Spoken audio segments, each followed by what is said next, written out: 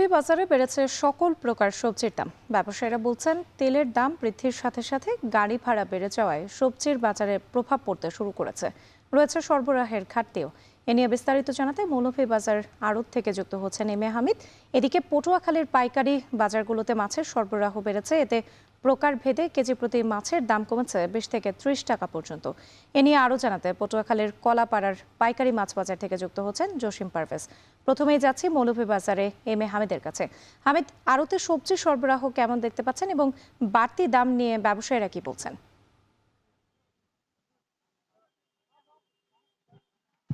রাত্রি মৌলভীবাজারে গত কয়েকদিন থেকেই কিন্তু বাজারে সবজির বাজারে বিশেষ করে দামের তারতম্য করতে শুরু করেছে। তা ব্যবসায়ীদের সাথে কথা বলেছিলাম, তারা জানিয়েছেন যে তেলের দাম বৃদ্ধি বা তেল না পাওয়ার কারণে কিন্তু দূরপাল্লার যে গাড়িগুলো আছে বগুড়া সহ অন্যান্য জেলার থেকে যে সবজিগুলো আসতো সেগুলো আসতে পারেনি। কখনো আসতে থাকলেও সকালে যে যেখানে 6টার দিকে আসার কথা সেটা বিকেলে বা সন্ধ্যার দিকে আসছে, এতে করে অনেক সবজি নষ্ট হয়ে যাচ্ছে। এছাড়াও তারা বলছেন যে বাজারে সবজি ঘাটতি থাকার কারণে অর্থাৎ বৃষ্টির কারণে অনেক সবজি নষ্ট হয়ে গিয়েছে, যার কারণে সবজির প্রভাব বাজারে পড়তে শুরু করেছে। সম্প্রতি তেলের দাম বৃদ্ধির পরপরই কিন্তু বলছেন ব্যবসায়ীরা যে গাড়ি পাওয়া যাচ্ছে না বা গাড়ির জ্বালানি বৃদ্ধির কারণে কিন্তু সবজির দাম বৃদ্ধি পেয়েছে। প্রত্যেকটা সবজিতেই কিন্তু 10 থেকে 20 টাকা বৃদ্ধি পেয়েছে। বিশেষ করে করলা 40 থেকে 50 টাকা, বেগুন 60 থেকে 70 টাকা।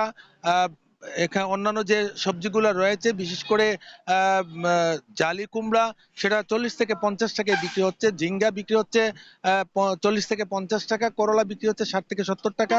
অর্থাৎ খুচরা বাজারে এর দাম কিন্তু অনেক সময় দ্বিগুণ বেড়ে যাচ্ছে। কাঁকরোলের দাম যেখানে পাইকারি বাজারে 100 টাকা বিক্রি হচ্ছে সেটা খুচরা বাজারে কি 140 টাকা বিক্রি হচ্ছে। প্রত্যেকটি সবজি কিন্তু পাইকারি বাজার থেকে যখনই খুচরা বাজারে চলে যাচ্ছে সেখানে 40-50 টাকা প্রতি কেজিতে বেড়ে যাচ্ছে। এতে করে ভোক্তারা সমস্যার মধ্যে পড়েছেন। আমি অনেক ভোক্তাদের সাথে কথা বলেছিলাম, তারা জানিয়েছেন যে বাজার তদারকি না থাকার কারণে বিশেষ করে ভোক্তা অধিকার বা জেলা প্রশাসনের পক্ষ থেকে সবজি বাজারে কোনো তদারকি না থাকার কারণে কিন্তু এই তারতম্য আরো বেশি করছে। তারা বলছেন যদি এখানে সবজির বাজারে ভোক্তা অধিকার বা জেলা প্রশাসনের তদারকি থাকতো তাহলে সেটা হয়তো তেমন বৃদ্ধি পেত না, নাগালের বাইরে থাকতো।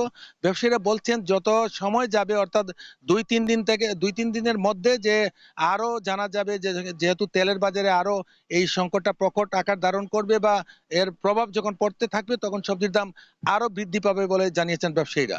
এই ছিল আমার কাছে মৌলভীবাজার থেকে সবজি নিয়ে সবশেষ। মৌলভীবাজারের বাজার পরিস্থিতির খবর জানছিলাম। এবার একটু পটুয়াখালীতে যেতে চাই জসিমের কাছে। পটুয়াখালীর পাইকারি বাজারগুলোতে মাছের সরবরাহ বেড়েছে, এতে প্রকারভেদে কেজি প্রতি মাছের দাম কমেছে 20 থেকে 30 টাকা পর্যন্ত। এ নিয়ে ব্যবসায়ীরা কি বলছেন এবং ক্রেতা যারা রয়েছেন তারা খুশি কিনা?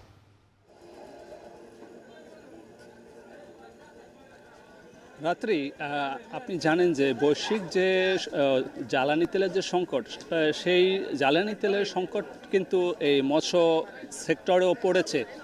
তার মানে এখানে যে জেলে রয়েছেন তারা যে সমুদ্র, নদ নদী এবং পুকুর ঘের জলাশয়ে যদি মাছ সংগ্রহ করতে হয় সেখানেও কিন্তু ডিজেল কেরোসিনের প্রয়োজন হচ্ছে, কেননা এখানে মাছ শিকারের জন্য এ সকল জ্বালানির প্রয়োজন হয়। আমরা এখানকার জেলেদের সঙ্গে কথা বলেছি, তারা বলেছেন যে এই জ্বালানি সংকটেই কিন্তু মাছের যে সরবরাহ বা আহরণ সেটিও কিন্তু অনেকটা কমেছে। তবে আজকে এই বাজারে আমরা পটুয়াখালীর যে নাসনাপাড়া মডেল মৎস্য আড়ত বা পাইকারি বাজার এখানে এসেছি। এখানে এক ঘন্টার বাজারে এখানে কোটি টাকার মাছ বেচা বিক্রি হচ্ছে। তো আজ এখানে ইলিশ মাছ প্রতি কেজি প্রকারভেদে এবং আকারভেদে বিক্রি হচ্ছে 800 থেকে 1000 টাকা পর্যন্ত। এখানে দাম তারতম্য হচ্ছে 200 থেকে 300 টাকা দাম এখানে বেড়েছে।